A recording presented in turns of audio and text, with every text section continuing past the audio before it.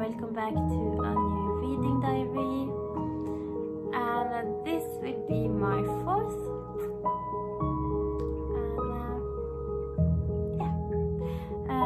I want to show you the books that I am currently reading and what I will be focusing on this week. And my main book this week will be Perfume by Suskind. This is translated from the German by, let's see, John E. Woods. And this is a buddy read with Paperbird, and we have already started it and I really enjoy it. It's set in Paris, which is always a bonus for me, especially now when I am not allowed to go there. And this is in the 18th century, so it's not the Paris that I know, but it is a lot of the streets that I know, so just like reading the names makes me all warm, even though this is not a warm book at all. This is pretty disturbing. This is about, so far he is 13 years old, but I think he will grow up to become a man in this book. And his name is Jean-Baptiste Grenouille or something like that, and he is born in this fish market in Paris, and the first chapters is all about the stench that you can feel in that market. And he is born there and left to die, and then he's picked up and he's sent from like this wet nurse to wet nurse, and they all find him pretty disturbing and different from all the other kids because he doesn't have a smell, but he has a very well developed smell sense. And yeah, that's so far I've gotten, or so far he can identify all the little details in every smell, so he's navigating through Paris and life through his nose. And he is not a very likable character, just to make that clear. So that's the first book and my main book. Another book that I have started because I thought it would be like this perfect secondary book is Animals by Hebe Uhart. I'm very bad at pronouncing names today. And first I thought this was a German author as well, but then it says on the front of this book that no, this is translated from the Spanish by Robert Kroll.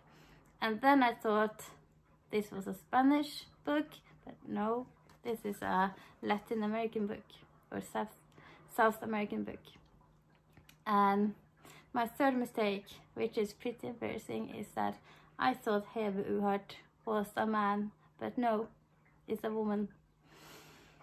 And when I picked this up and I looked through it, and it has some really cool doodles, and it has some really amazing table of content, I was like, this is a book for me because I love animals.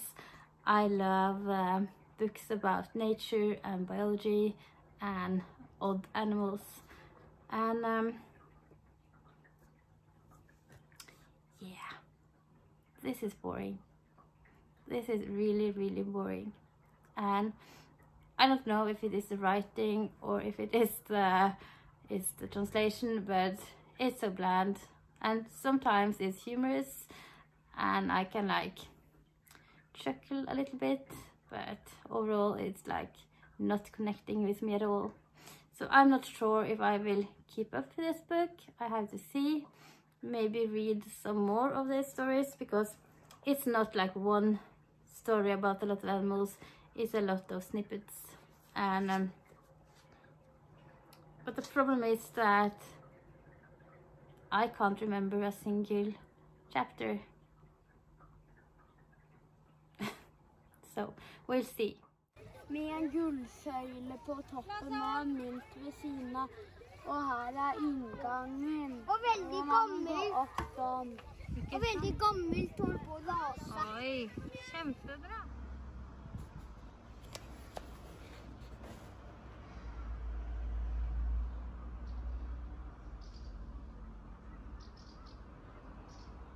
This book we can find some really cool doodles of animals, mostly birds. So let's see if we can find some more.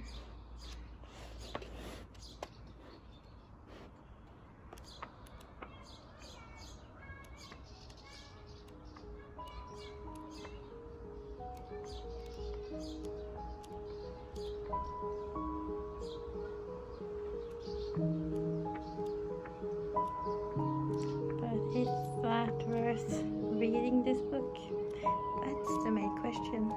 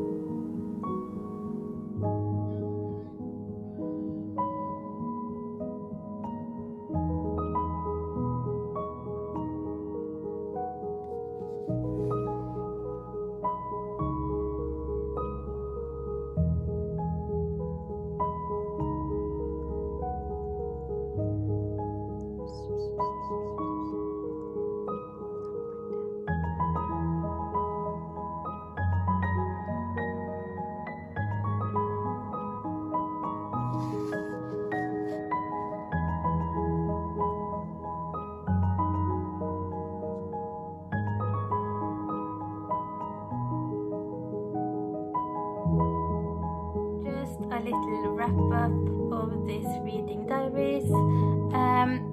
And I want to first mention a book that I didn't finish, and that is Animals by Hebe Uhart. And it's not that this is a bad book or anything. I think it's me, but nothing sticks. It's like it just goes through my brain and disappears. So yeah, I won't be DNFing it, but just like dipping in and out of it now and then and see what I think towards the end. But so far, not impressed. My main book this week, or this past couple of weeks, has been Perfume by Suskind. And yeah, what can I say? It's quite a fast-paced book, quite plot-driven, but at the same time I really like that the author is changing the pace now and then, so it feels more literary than just a thriller, and I appreciate that. I also really like the descriptions of scents and how the main character is trying to take the scent out of different objects and the process. I thought that was really interesting. But at the same time, it felt a bit ridiculous, a bit cartoonish, like a Disney cartoon maybe. And the main character, he was such a Disney villain that it got really funny. And the side characters, they just died the most ridiculous deaths all the time. So it was pretty over the top, but also a fun read. I'm glad I read it, but it's not a favorite. The last book that I finished was The Illustrated Child by Crosby, and this was a book that I picked up in Oslo just on a whim, and it seemed like a silly book, and it is definitely a silly book. I completely adored this book. It's about childhood, it's about fathers and daughters, it's about trauma, and also about secrets and what happens when you start to lose your memory and you want to pass some memories to your child. What do you do then? And we are following this girl, Romilly, from the age of 9 to the age of 16. So this is a coming of age story as well. And she lives in this old this old farmhouse in the UK with her dad, and they're really poor. The father used to be a professor of art, but now he tries to be an artist. And the mother is not in the picture anymore. And Romilly is spending her days roaming around the gardens. She has such an imagination. She is looking for treasures and she is seeing ghosts, and she's having this really free childhood. And her father gets really inspired by that, and he decides to make a series of illustrated children's books about her and her cat. And these books get widely popular because he's illustrating them and writing them, and it's said to be hidden clues for treasure in those books. So they are constantly being visited by fans who tries to find this treasure. But as it turns out, Romilly's father is starting to disappear more and more, and the treasure or the secret that he has been hidden in these books are not for the common reader. It is for Romilly herself, to let her know the secrets, the family secrets, and it's a way for him to tell her about these secrets and that trauma when he is not able to really tell it to her himself. And I really like how the whimsicalness of this book is used to like hide but also show the brutality of reality. This book deals with a lot of heavy themes like child neglect, mental health, what happens to you when you start to forget and you have something you really want to tell those you love, and being a kid that needs to take care of herself but also take care of her father. And this is such a wonderful and painful and powerful book about fathers and daughters and secrets and books and art, and yeah, it really worked for me and I loved it. So this is the books that I have been reading recently. Please let me know in the comment if you have read some of them and what you thought of them, and also please let me know what you've been reading lately so we can discuss it in the comments. And yeah, thank you so much for watching, and until next time, ha det!